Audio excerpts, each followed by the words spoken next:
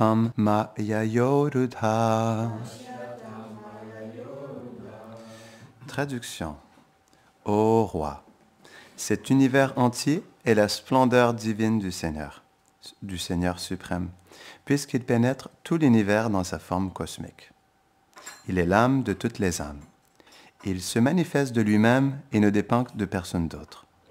Il ne peut être atteint, lui qui apparaît à l'intérieur et à l'extérieur de toute chose. Il est immanent et transcendant. Illusionné par sa puissance externe, Maya, les âmes conditionnées pensent que l'univers ainsi que la création sont des entités séparées, dépourvues de lui. Alors que l'univers vient de sa puissance externe et les créatures de sa puissance intermédiaire. Ce Seigneur suprême est l'origine de tout. Commentaire. Bien qu'unique, le Seigneur se manifeste à travers différentes énergies, dont 3 principales, spirituelles, marginales et matérielles. L'énergie marginale comprend toutes les âmes, partie intégrante du Seigneur, et à la fois distinctes de lui. Elles ont presque toutes ses qualités, mais dans un degré infime, puisqu'elles sont infinitésimales. C'est pourquoi le Seigneur est l'âme de toutes les âmes. Il est tout-puissant et tout est sous son contrôle. Personne n'est son égal, ni n'est indépendant. Toutes les entités vivantes reçoivent de lui leur qualité et leur puissance. C'est lui qui donne à chacun le fruit de ses actes. C'est encore lui qui accorde une position ou qui l'enlève. C'est pourquoi tout se manifeste de lui et de personne d'autre. Par ses énergies, il est aussi les objets des sens et celui qui donne la possibilité aux âmes conditionnées de s'en réjouir à travers les sens, le mental, l'intelligence et le faux ego, et d'expérimenter le bonheur et la détresse. Il est, à travers ses énergies, le ton et les influences de la matière comme la vertu, la passion et l'ignorance. C'est lui également, par son énergie matérielle, qui manifeste les éléments qui constituent les corps grossiers et subtils qui revêtent les âmes conditionnées. De lui, encore, se manifestent les différentes espèces de vie, telles les demi-dieux, les humains et les animaux, les différentes consciences d'existence. Tout est lui, et à la fois, tout est différent de lui. Wow! C'est tout un commentaire, ça. C'est très complet, hein?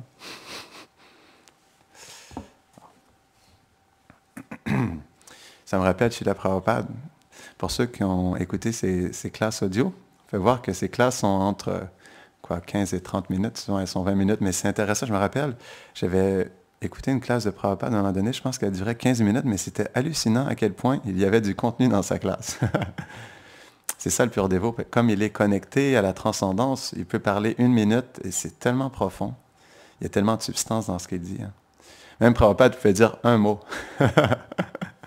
Juste un mot, et c'était tellement puissant. C'est pourquoi il disait justement à ses distributeurs de livres, il leur disait, s'ils peuvent lire juste une page de mon livre, ils sont tellement fortunés. Ah non, en fait, il s'est dit, non, s'ils peuvent lire une phrase de mon livre, ils sont tellement fortunés. Non, il dit, s'ils peuvent lire un mot, ils sont tellement fortunés. Dans un mot, il y a tellement, quoi. C'est ça la puissance, en fait, du son transcendantal, Shabda Brahman. Donc, c'est pourquoi Bhaktisiddhanta Sarasvati Thakur, il a, sur le premier verset du Srimad Bhagavatam, lorsqu'il était à Radhakund, il avait passé 3 mois à Radhakund, où il faisait des Vrajmandal Parikrama, un pèlerinage de Vrajmandal, tout la périphérie de Vrindavan.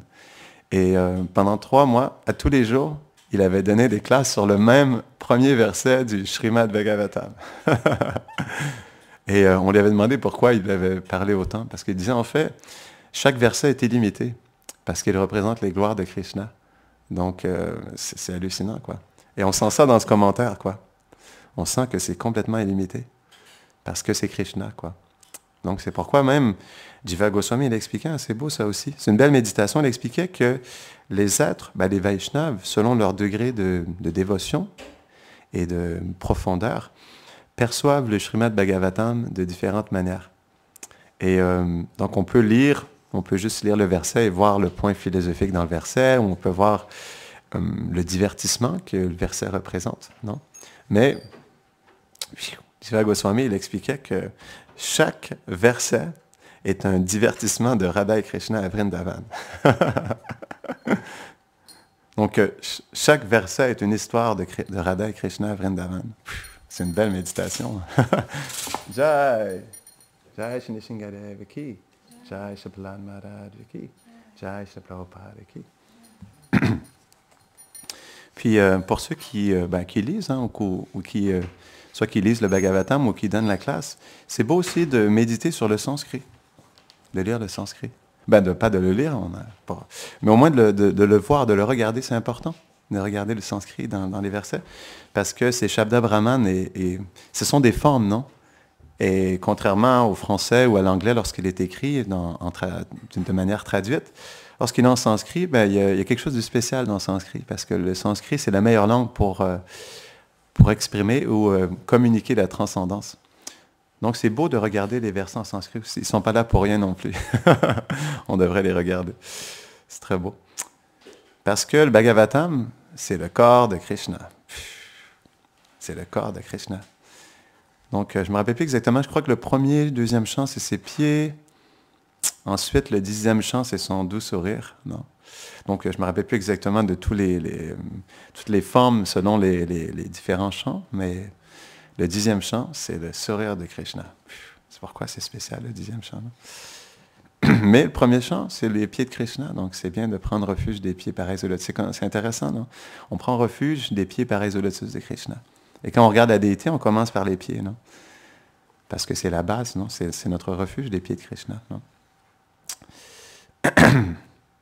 Ok, donc je vais juste réciter les prières. Om Gyanatimirandasya Gyananjadasharakaya Chakshurun Meditam Jena Tasmai Shri Gurave Namaha Shri Chaitanya Manobishtam Stapitam Jena Bhutale Swayam Rupa Kedamayam Dadati Svapadantikam He Krishna Karuna Sindho Dina Bandho Jagatpate Gopesha Gopika Kanta Radha Kanta Namostute Tapta Kanchana Gaurangi Radhe Brindavaneshwari Prishabhanusute Devi Pranamami Hari Priye Vanshakalpatarubhyascha Kripa Sindhuvya Eva Cha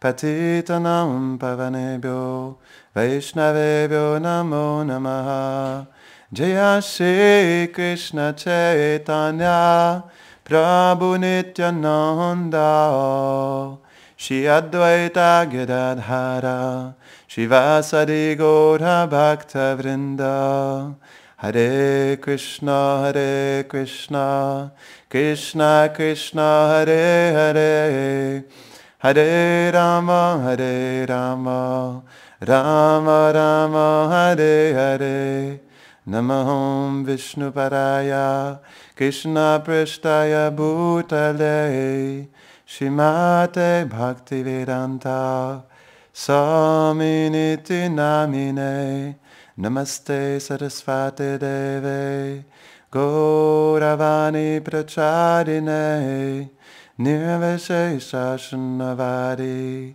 Pashtatare Shatarine.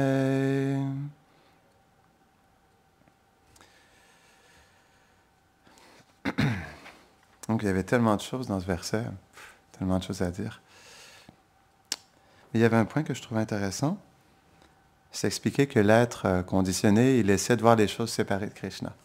Pourquoi il veut voir les choses séparées? C'est que si Krishna n'est pas dans le portrait, alors je peux jouir de la matière. C'est pourquoi les êtres préfèrent oublier Krishna. Ils n'ont pas le choix en réalité. Parce que s'ils se souviendraient de Krishna, ils ne pourraient pas jouir indépendamment de Krishna. Parce qu'ils comprendraient que Krishna, il est le Purush, non? Le bénéficiaire suprême et le contrôleur suprême. Donc c'est pourquoi Maya, elle est là pour faire oublier l'être, pour qu'il puisse ne voir que lui. C'est triste, hein? L'énergie matérielle, elle nous fait voir que nous et notre ego. C'est tellement triste. Excusez, je ris, mais c'est C'est ça en réalité. Elle ne nous fait voir que nous et le bout de notre nez. Donc c'est ça. Hein. Donc on ne voit pas Krishna, on ne voit que nous, nos intérêts, on est le centre de l'attention, tout le monde bouge par mon petit doigt.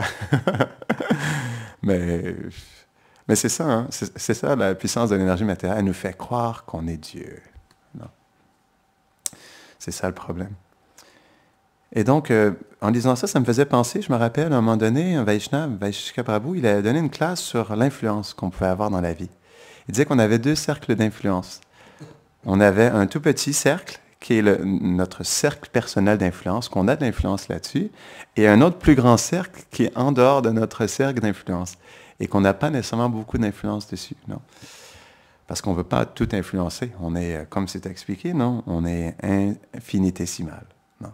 Donc, on ne peut pas influencer beaucoup, à moins qu'on soit mis en pouvoir par notre maître spirituel, non? Par Krishna. Alors là, on peut faire de grandes choses, mais sans ça, l'âme, elle est infinitésimale, non? Et donc, ça me rappelait ce point de Vaisheshika Prabhu, puis je trouve que c'est un beau principe, comprendre notre cercle d'influence, parce qu'il est très petit. Et souvent, dû à notre orgueil, on pense que notre cercle d'influence, il est beaucoup plus gros. Ça, c'est l'orgueil de l'âme conditionnée. C'est comme notre zone d'influence, elle dépasse toutes les frontières, toutes les limites. Je peux tout faire, non? Je peux donner mon opinion sur tout, non? Je comprends tout, je sais tout. C'est ça la zone d'influence de l'âme conditionnée. Mais lorsqu'on introspecte réellement et qu'on regarde sincèrement notre insignifiance, on réalise qu'on n'a pas beaucoup d'influence, non? Et donc, on parlait la dernière fois de l'ambassadeur de la bonne fortune, et il y a un point par rapport à ça que je trouve intéressant. On peut tous devenir des ambassadeurs de la bonne fortune, mais dans notre zone d'influence, dans ce qu'on peut influencer, parce qu'on ne peut pas tout faire non plus, non? À moins, encore une fois, qu'on soit mis en pouvoir par le maître spirituel. Alors là, on peut faire des choses extraordinaires. Mais de notre nature conditionnée, c'est pas qu'on peut tout faire, non? On peut voir, hein, si on se regarde soi-même, on peut voir qu'on ne peut pas tout faire, non? On a une nature qui nous donne une certaine capacité à faire des choses. Non. C'est pas que notre corps, c'est un corps de super-héros. Bien sûr, encore une fois, parce qu'on ne doit pas négliger l'aspect du service de dévotion, bien sûr, on peut s'engager dans le service de dévotion et être mis en pouvoir. Ça, c'est certain. On peut devenir un instrument et dépasser même, dans certaines limites, je pourrais dire, notre conditionnement. Non? Donc, bien sûr, ça, c'est quelque chose qui peut être fait parce que dans l'instruction du maître spirituel vient la mise en pouvoir pour le faire. Mais reste qu'on a toujours une certaine nature aussi qui nous accompagne. Non? Donc, c'est pourquoi on pourrait dire chacun, lorsqu'on s'engage dans le service de dévotion, chacun a une certaine expertise que sa nature lui donne. Parce que notre nature nous donne une certaine mentalité, une certaine disposition, certaines capacités, certaines habiletés à faire des choses, non? Une certaine perception qui nous permet de percevoir les choses pour qu'on puisse bien les faire, non? Comme par exemple, si on regarde justement la zone d'influence, qu'est-ce qui rentre dans notre zone d'influence? Il rentre notre capacité à faire un certain service, non? Notre expertise dans certains services, non? Donc, comme on expliquait, c'est pas qu'on est expert nécessairement dans tout. Encore une fois, je le répète, bien sûr, on peut être engagé dans différents services et on peut être mis en pouvoir, bien sûr. Mais en règle générale, on peut voir qu'on n'est pas nécessairement expert dans tout, non? Donc c'est pourquoi dans notre zone d'influence, il y a notre capacité à faire les choses. Mais comme notre orgueil nous pousse à percevoir une zone d'influence beaucoup plus grande, on a tendance à toujours donner notre opinion sur tout, même si on n'est pas expert dans tout. Donc, c'est pourquoi je vais donner des exemples. Quelqu'un qui est expert dans la peinture, donc nécessairement, il aura la mentalité, il aura la disposition, la méditation et les techniques, les habiletés pour pouvoir peindre, non? C'est pas que tout le monde peut peindre. Non, c'est pas que tout le monde peut faire de la musique. C'est pas que tout le monde a de la voix pour chanter non plus. On peut chanter avec dévotion, mais quand on parle d'être dans un groupe de musique, de jouer de la guitare électrique, puis de chanter avec les notes justes, c'est pas que tout le monde est un musicien. On peut faire de la musique, on peut chanter, mais on n'est pas nécessairement un chanteur, on n'est pas nécessairement un musicien. Non? Donc, le peintre, naturellement, celui qui fait ce service, eh bien, dans ce service, naturellement, il y a une expertise qui est là. Dû au fait qu'il y a des habilités, il y a une nature, puis il y a une expérience qui fait que cette personne peut bien faire ce service. Non? Et donc, bien sûr, cette personne, lorsqu'elle donne son opinion par rapport à ce service de peinture, naturellement, il y a une pertinence. Et naturellement, on peut dire qu'il y a une substance dans ça. Mais en même temps, comme par exemple, cette personne qui est peintre, ne peut pas non plus être experte dans toutes les choses. On pourrait voir, par exemple, quelqu'un qui est cuisinier, naturellement, a une expertise dans ça, non? Et donc, si la personne qui est peintre, qui n'a jamais cuisiné de sa vie, là, c'est juste des exemples que je donne, hein, qui n'a jamais cuisiné de sa vie, puis là, il vient donner son opinion. Ah, tu devrais cuisiner comme ça, tu devrais cuisiner comme ci, tu devrais faire ci, faire ça. Bien sûr, tout le monde peut donner son opinion, mais est-ce que cette opinion, il a une pleine pertinence? Est-ce que il a, dans sa pertinence, toute la compréhension de ce qu'est ce service, les techniques, la disposition, la méditation? Jai, notre famille qui? Jai. Donc, on pourrait avoir ça comme ça dans tous les services. Donc, quelqu'un qui n'a pas les habilités dans la couture, dans le puja, dans la cuisine, dans le fait de réparer un robinet, peu importe le service qu'on voit, on peut voir que on peut donner notre opinion sur tout, mais si ce n'est pas notre expertise, quelle sera la pertinence de notre opinion? Donc, bien sûr, on peut pouvoir peut-être percevoir certaines choses, mais est-ce qu'on a la pleine perception puis la pleine expertise pour donner notre opinion? Et c'est là qu'on peut voir justement dans notre zone d'influence, bien sûr, on est expert dans quelque chose, on n'est pas expert dans tout, et bien sûr, on peut naturellement donner notre opinion sur tout, mais encore une fois, est-ce que ça a vraiment sa place toujours à chaque instant dans ce qu'on exprime, quoi? Et donc, c'est pourquoi on doit être conscient de notre zone d'influence et comprendre qu'en nous, il y a des capacités qui nous permettent de faire des choses, mais naturellement, on n'est pas... comment je pourrais dire ça? Bon, on n'a pas nécessairement toutes les habiletés pour tout faire et donner notre opinion sur tout. C'est ça le point. Et c'est pourquoi, justement, c'est important de comprendre notre zone d'influence. Une personne qui n'est pas experte dans quelque chose, mais elle va se dire, mais en réalité, je ne peux pas nécessairement donner mon opinion. Je n'ai pas mon mot à dire là-dessus parce que je n'ai jamais fait ce service.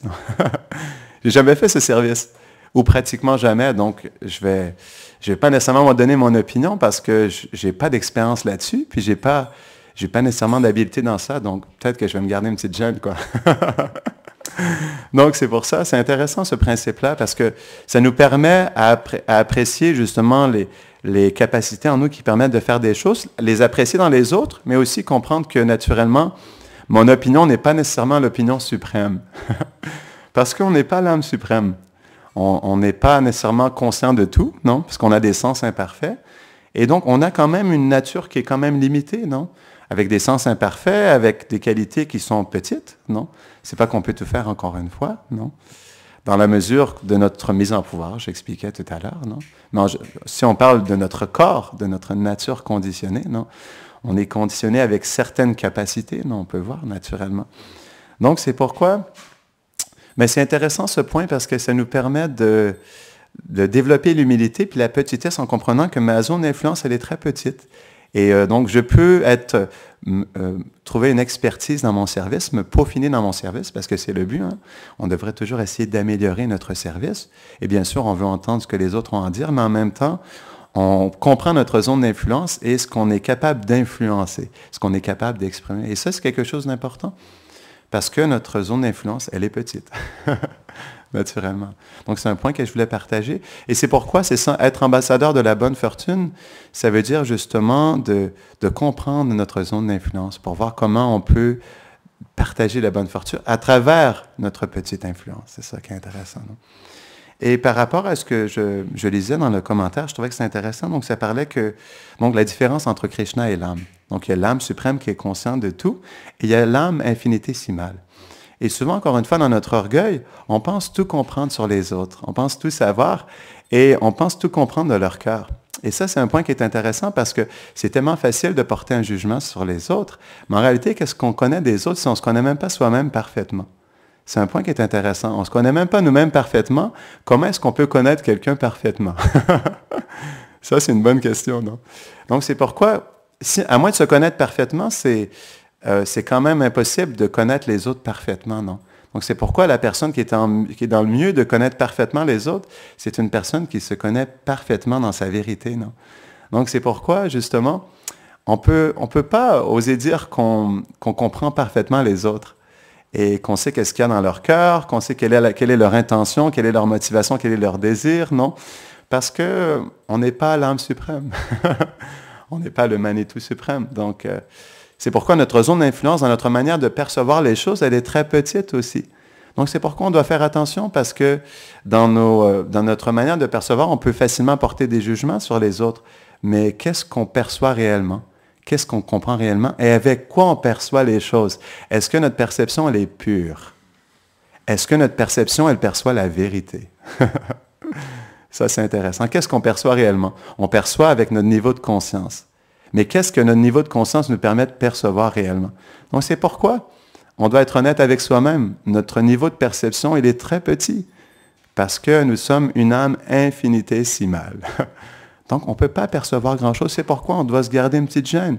Et comme Yudhishthira Maharaj, on doit se dire, « Wow, je suis le plus déchu de tous les êtres. » C'est tellement beau. Ça devrait... Trinad api sunichena taror api sahishnuna. Amanina manadena kirtaniya sadahari. Avant de juger les autres, on devrait tellement se juger soi-même parce qu'on a tellement de défauts en nous. On a tellement de choses à changer en nous. Donc, c'est pourquoi Yudhishthira Maharaj, en plus, il avait toutes les qualités, que dire de nous, non? Mais Yudhishthira Maharaj, dans sa plus grande dévotion, dans son cœur si pur, il se voyait comme quelqu'un de complètement insignifiant. Il n'a trouvé personne de plus déchu que lui, tandis que c'était le Dharma personnifié. C'est beau. Yudhishthira Maharaj, c'est quelqu'un qu'on doit vraiment méditer profondément dessus, non? C'est pourquoi il est très présent dans le Srimad Bhagavatam. C'est tellement une personne noble, c'est tellement une personne merveilleuse, Yudhishthira Maharaj. Donc c'est pourquoi, c'est ça, on doit vraiment comprendre qu'est-ce qu'on est. On doit voir notre position, ce qui veut dire qu'on n'a pas de position. On est infiniment petit. Et cette petitesse, elle est notre qualification. C'est ce qui nous permet de recevoir la dévotion dans notre cœur. C'est ce qui nous permet de voir Krishna dans notre cœur. C'est ce qui nous permet d'avancer spirituellement, de sentir le plus déchu de tous les êtres, non? C'est pourquoi dans le mantra, non? Om Agyan et Timilan Dasya, non? On perçoit qu'on est complètement aveugle et on demande à notre maître spirituel de nous, avec la torche de la connaissance transcendantale, de nous ouvrir les yeux, non? Et Vancha Kalpatalo Byasha, on prend la poussière des pieds. On peut méditer sur les pieds de nos frères quand on chante ce mantra. Donc, je prends la poussière des pieds de mes frères parce qu'ils sont tellement de bons Vaishnavas. C'est ça, en fait. Vancha Kalpatalo Byasha, on prend la poussière des pieds des Vaishnavas qui nous entourent. C'est beau, ce mantra-là aussi. Donc ça nous aide à développer justement cette humilité qui est nécessaire pour se sentir petit, déchu et vraiment devenir un instrument pour un jour devenir un ambassadeur de la bonne fortune. Donc, je voulais ajouter ça parce que je trouvais que c'était un point qui était important. Donc, je voulais partager, comme il reste 10 minutes, quelque chose de vraiment merveilleux. Je crois que Rasamani va vraiment apprécier. Et tous ceux qui cuisinent pour Krishna. Vous êtes prêts? Donc, il était une fois... Attendez que je le retrouve. Parce que là, j'ai beaucoup... D'accord. D'accord. Donc, il était une fois Radharani. Radharani, on sait que tous les matins, elle va cuisiner pour Krishna. Non? Parce qu'elle a eu une bénédiction spéciale par Durvasa Muni que tout ce qu'elle cuisinait goûterait comme serait du nectar. Non? Et que cette cuisine, lorsque la personne la mange, apporterait la bonne fortune, la santé, non? Et la bonne fortune. Non? Donc, à cause de ça, lorsque Mère Yashoda a entendu ça, elle a eu un désir profond que Radharani cuisine pour son fils. Mais comme on va voir plus tard, il y a une raison aussi pourquoi Mère Yashoda, elle veut que Radharani vienne cuisiner à tous les jours. Et c'est très, très beau. Donc, tous les matins, Kundalata vient chercher Radharani et l'invite à venir à Nandagram pour aller cuisiner pour Krishna. Et donc, une fois que Radharani, elle entre dans le palais de Nandagram, la première chose qu'elle fait, parce qu'il y a une culture Vaishnave très profonde à Vrindavan, elle se prosterne sur le sol et elle offre ses obéissances à Mère Yashoda et à Rohini Devi. Une fois qu'elle a fait ça, elle suit Rohini, parce que c'est Rohini, à tous les matins, qui l'amène dans la cuisine de Mère Yashoda. Donc, Radharani la suit, et nos acharyas expliquent, c'est très beau. Une fois que Radharani suit Rohini, toutes les gopis qui l'accompagnent, parce qu'elle a je ne sais pas combien, il doit en avoir plusieurs, parce qu'il y a quand même 30 feux, qui brûle à chaque instant, non, dans la cuisine de Mère Yashoda. Donc, elle et ses gopis, donc, elles suivent comme une file, Mère Yashoda, et les acharyas expliquent, c'est comme en fait des canetons qui suivent leur mère, leur mère canne. Donc, c'est une belle, je trouve que c'est vraiment une belle image, ça nous montre un peu. Et donc, elles entrent tous dans la cuisine, et une fois que Radharani entre dans la cuisine avec toutes ses gopis, Donc, Rohini, elle a déjà préparé un menu avec une place pour que Radharani cuisine et les ingrédients. Mais en même temps qu'elle a fait ça, elle connaît l'expertise de Radharani dans la cuisine. Et malgré le fait qu'elle lui donne un menu, elle lui donne des ingrédients, elle lui laisse une place, elle la laisse faire quand même. Elle dit, OK, cuisine comme ton cœur l'exprime. Non. Et donc, Radharani se place, et Rohini, elle place toutes les autres sakis à d'autres endroits. Non? Certaines coupent les légumes, certaines préparent les épices, amènent à Radharani. Donc, elles ont tous des services qu'elles reçoivent. Non? Et donc, Radharani commence à cuisiner. Et c'est très beau. Les acharyas expliquent que quand Radharani commence à cuisiner, elle devient très sérieuse, très grave et très concentrée, tellement que la concentration de Radharani, lorsqu'elle cuisine, a été comparée à un brahmana qui prononce méticuleusement chaque syllabe des mantras qu'il chante pendant un yagya, un sacrifice. Pourquoi elle cuisine vraiment d'une manière concentrée? C'est parce qu'elle cuisine pour Krishna. Et quand j'ai entendu ça, j'ai trouvé ça beau. Je me suis dit, ça c'est une belle méditation. On devrait méditer comment Radharani, elle cuisine pour Krishna. Avec quelle profondeur, avec quelle intensité, non? Quelle concentration. Elle le fait parce qu'elle veut tellement mettre tout son amour dans ce qu'elle cuisine. C'est pourquoi elle cuisine vraiment avec toute sa concentration. Et ça, c'est tellement une belle méditation pour ceux qui cuisinent pour Krishna. Non? Et donc, en plus, pour montrer à quel point la cuisine de Maya Yashoda, elle est opulente, l'une des opulences de la cuisine de Maya Yashoda est que le bois de santal est utilisé comme bois de chauffage dans la cuisine. Donc, il y a vraiment déjà en partant, non, avec les feux qui brûlent, il y a un arôme, un parfum très spécial de bois de santal, non, tout au long de la cuisine. Et donc, est-ce que vous voulez entendre qu'est-ce que Radharani, elle cuisine pour Krishna?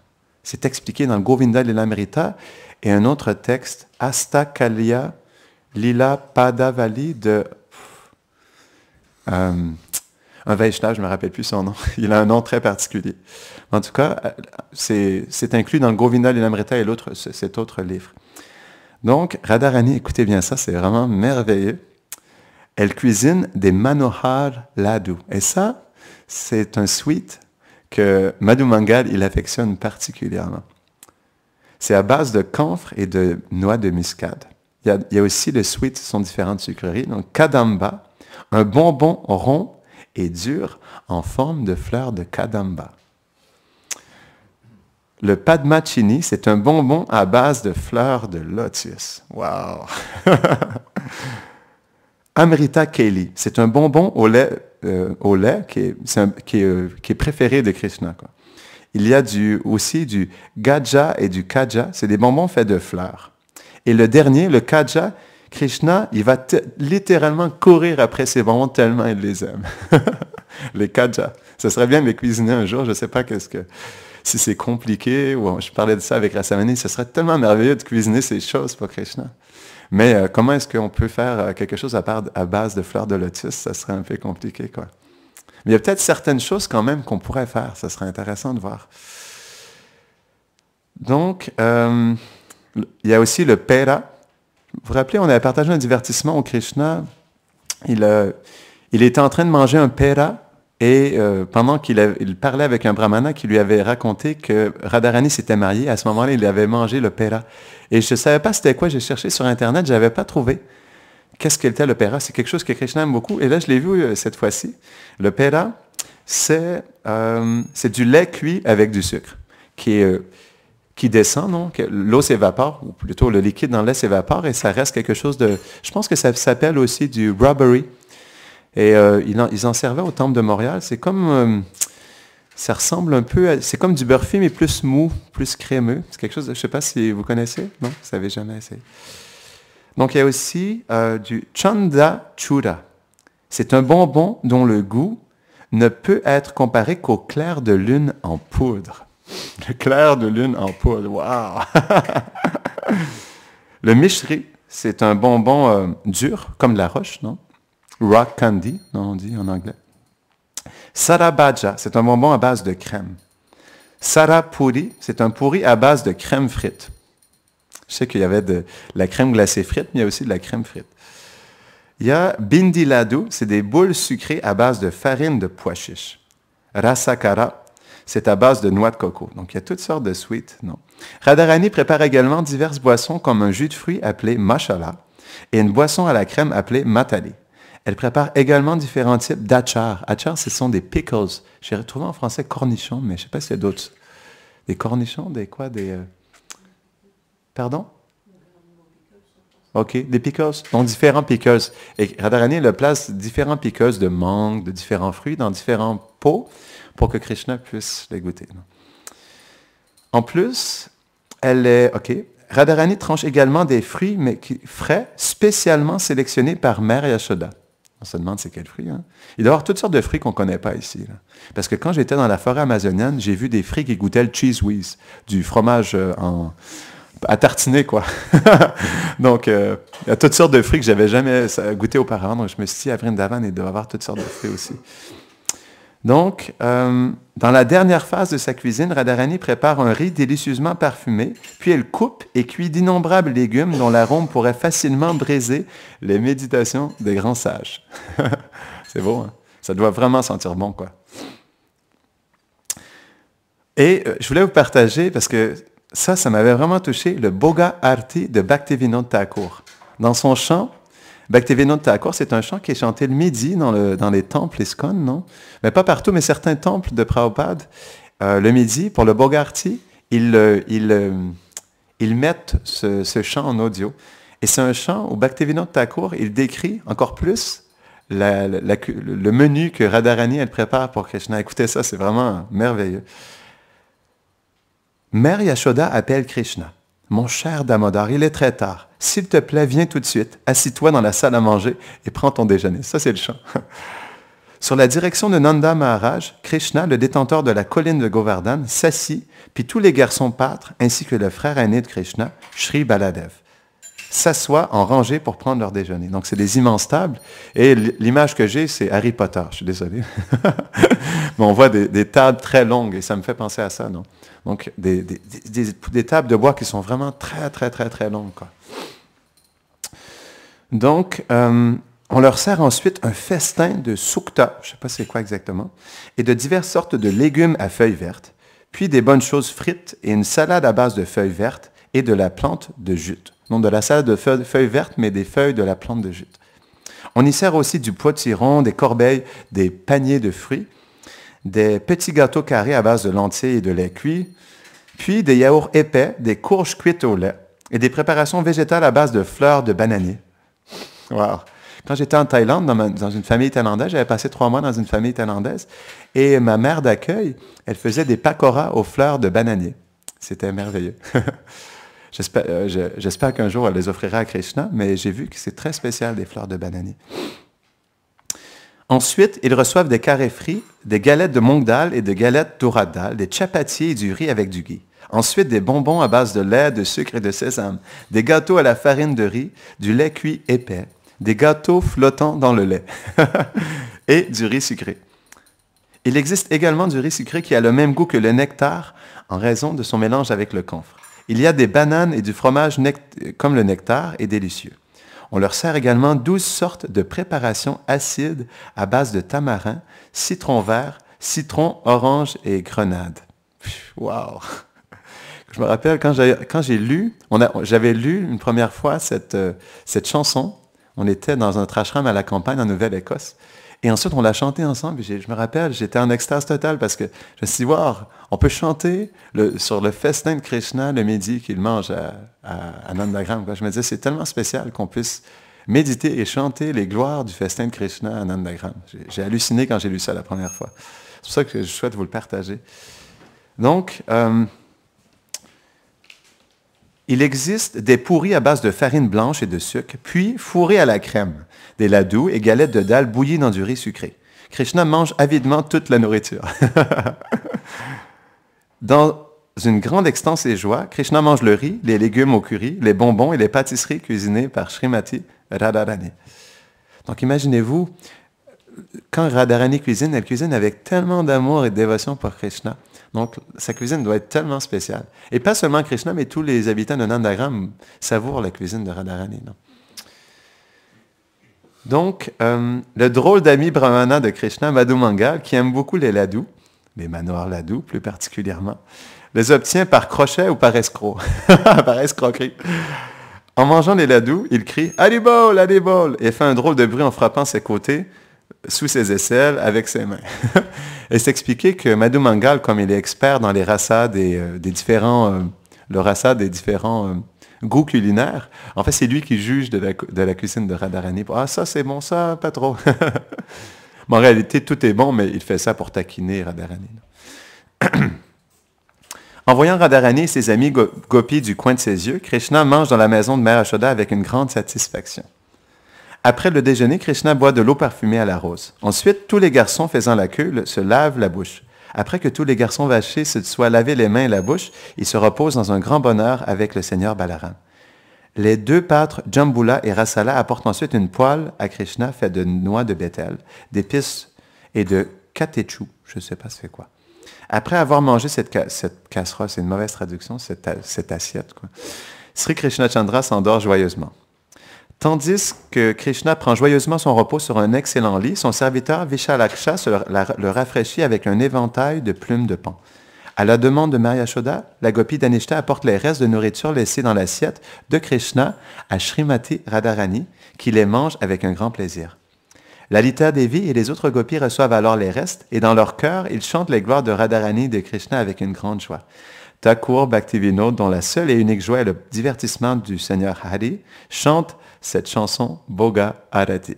Jai! Boga Arati ki! Jai! Donc c'est vraiment beau. Et donc, une fois que c'est expliqué que... OK. Quand Radharani a fini de faire toutes ses préparations avec ses assistantes, elles sont toutes placées sur des assiettes dorées et recouvertes de tissu mince. Je voulais terminer ce divertissement, non? Ces assiettes dorées sont portées sur des tables où la Mère Yashoda les inspecte avant de les servir à Krishna. Tout comme un général pense en revue ses troupes avant une bataille. Donc, elle sait que Radharani cuisine parfaitement, mais comme c'est Mère Yashoda, c'est la reine de la cuisine, non? Donc, naturellement, elle veut s'assurer que tout est parfait, non? Et ce qui est intéressant, c'est d'expliquer que la cuisine de Radharani n'a pas seulement un goût de nectar, mais elle est aussi agréable à regarder, ce qui crée une sorte de problème. Comment peut-on manger quelque chose d'aussi beau? On a déjà eu cette expérience, non? Parfois, il y a des gâteaux qui sont tellement beaux qu'on n'a pas envie de le prendre. Par exemple, il y avait des vaches faites à partir de pâte d'amande, non? On n'a pas envie de les manger, quoi. On a juste envie de les adorer, de les caresser, non? Donc, c'est là qu'on peut voir que en réalité, c'est vrai, hein? C'est comme ça à Vrindavan aussi. Ça doit être tellement beau. Et on voit ça dans la cuisine thaïlandaise. J'avais vu ça. Ils font avec des ananas, des mangues, des pans. Ils font des pans, des oiseaux, ils font des fleurs de lotus avec des légumes et des fruits.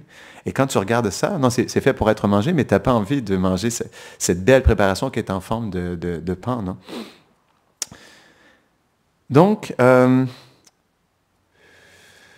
OK. Et là, il y a un problème, c'est que Krishna, quand il commence à savourer la cuisine de Radharani, il est tellement touché par l'amour de Radharani qu'il commence à perdre l'appétit parce que juste une bouchée est tellement satisfaisante que Krishna, il est complètement débordé de l'amour de Radharani. Et c'est pourquoi, à un moment donné, il perd un peu son appétit puis commence à jouer avec sa nourriture.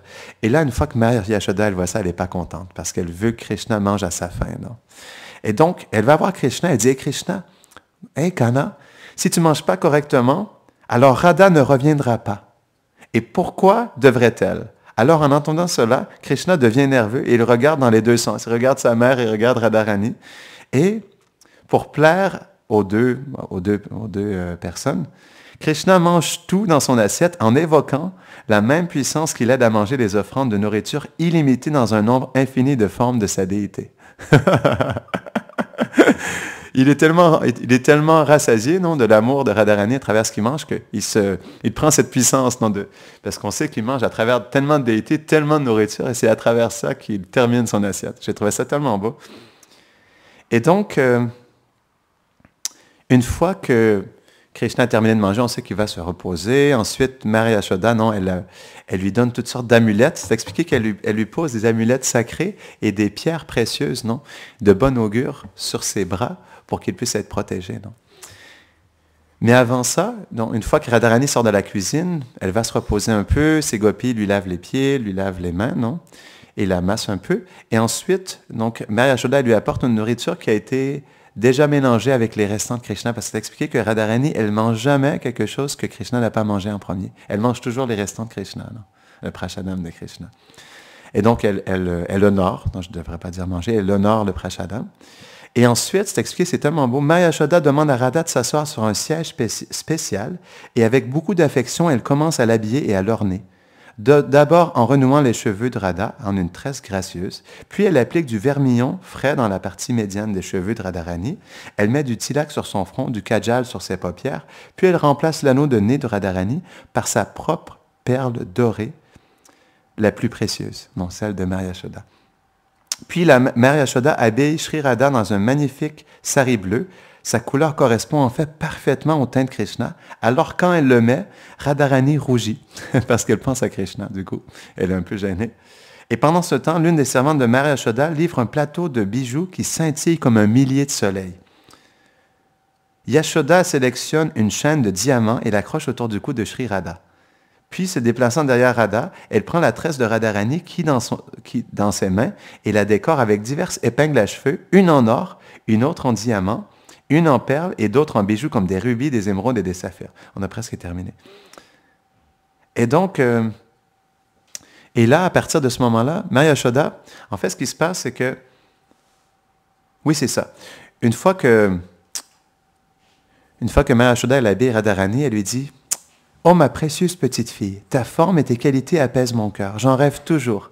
Quel péché ai-je commis que je ne peux pas t'avoir comme fille? Toi et mon fils êtes comme les deux moitiés de ma vie, ou les prunelles de mes deux yeux. Mon mari, le roi de Braj, partage aussi le sentiment. Tout comme nous partageons la tristesse que tu n'es pas la femme de notre cher Krishna. » Donc, Mère Yashoda, c'est pourquoi aussi elle veut tout le temps que Radharani, elle vienne cuisiner dans sa cuisine, parce qu'elle la considère comme la moitié de son fils, non? Et c'est expliqué que Mère Yashoda, elle a un amour aussi intense pour Radharani qu'elle a un amour pour Krishna. Ça montre à quel point son amour pour Radharani est spécial. Non? Et donc, on expliquait que Mère Yashoda, elle, avant que Krishna parte, non, elle n'arrive pas à laisser Krishna partir. Elle lui donne des amulettes, elle lui lance la poussière des sabots des vaches, et elle lui dit, elle supplie Krishna, « Oh mon enfant, nous avons tellement de richesses, alors pourquoi dois-tu aller dans la forêt pour garder des vaches? Laisse les autres partir, tu peux rester. Je ne connais personne plus cher que toi. Si le malheur t'arrivait, je périrais. Je frissonne d'effroi en songeant à ton corps brûlé par les durs rayons du soleil et tes pieds doux piqués par des pierres tranchantes. » Et donc écoutez ça, petit Krishna, tenant les mains de sa mère, dit, « C'est très gentil, Maya, mais n'aie pas peur. En présence de Balaram, quel mal peut m'arriver? D'ailleurs, maman, il n'y a plus de démons dans la forêt. » À ce moment-là, j'imagine, quand il a exprimé ça, il avait tué tous les démons, quoi, ce qui veut dire 5000 démons. « Ils sont tous morts. Les arbres nous abritent partout comme des grands parapluies et les pierres deviennent comme des boules de coton sous nos pieds. » C'est beau, hein? « S'il te plaît, maman, comment pourrais-je négliger notre tradition et mon devoir de prendre soin des vaches? » Et donc, finalement, Mère Yashoda, elle n'a pas de choix que de laisser Krishna partir, non? Et c'est expliqué que, comme elle est dans la séparation de Krishna, elle se console que Radharani soit toujours là. Elle retourne à Nandagram et elle met Radharani sur ses genoux. Et elle commence à étreindre Radharani de tout son cœur. Et écoutez ça. Alors que Mère Yashoda pleure, les murs du palais... Ah non, ça commence ici, excusez-moi. « Oh Radha », elle exprime ça à Radharani. « Oh Radha, considère que je suis comme ta mère Kirtida et cette maison comme ta propre maison. Hélas, à cause des commérages, je ne peux même pas te garder ici une journée entière. » Elle aimerait qu'elle passe toute la journée, mais ça ferait des histoires, non? Donc elle dit, « Malheureusement, les villageois à l'esprit trop étroit sont trop durs, et donc je dois te laisser partir, non? » Alors que Maya Yashoda pleure, les murs du palais fondent de sympathie, et les jeunes gopis pleurent à ses côtés. Puis Radha utilise son propre sari pour essuyer les larmes du visage de Yashoda. Puis elle tombe dans l'étreinte aimante de Mère Yashoda. Yashoda Mata Ki Jai. Donc, je vais juste terminer là-dessus, excusez-moi. Un verset du Vrindavan Mahamamrita, parce que c'est un livre que j'aime beaucoup, et c'est bien de terminer avec ça, sur les gloires de Vrindavan.